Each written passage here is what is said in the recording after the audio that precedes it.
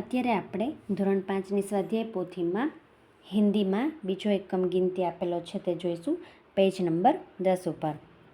સૌથી પહેલાં તો પ્રશ્ન 1ની અંદર અંકમાંથી શબ્દમાં લખવાનું કીધું છે.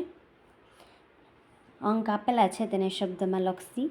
31, 27, 29, 30, 33, 44, 27, 29, 38, 36, 11, 18, 37, 35, 46, 25, 47, 27, 46.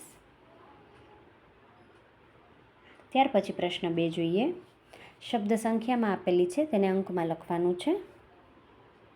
બહુ ઇઝી છે બાળકો, તમે પણ ઇઝીલી લખી શકો છો. આ લખાઈ જાય પછી પ્રશ્ન 3 જોઈએ. નીચે દી ગઈ સંખ્યાઓ કો પढ़िए समझिए और लिखिए. અહીંયા અંક અને શબ્દમાં સંખ્યા આપેલી છે તે જોઈને સારા અક્ષરે બાજુમાં સુલેખન કરવાનું છે.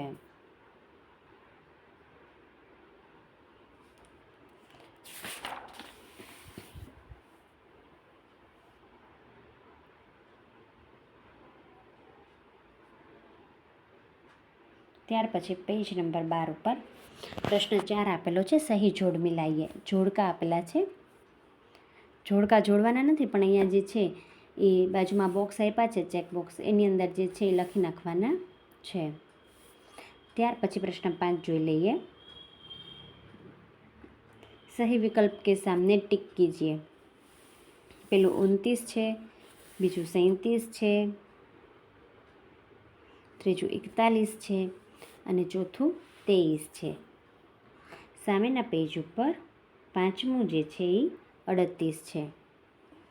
અહીં બાળકો પ્રશ્ન 6માં અંકો કો જોડકર ચિત્ર બનાવીએ और रंग पूरिए.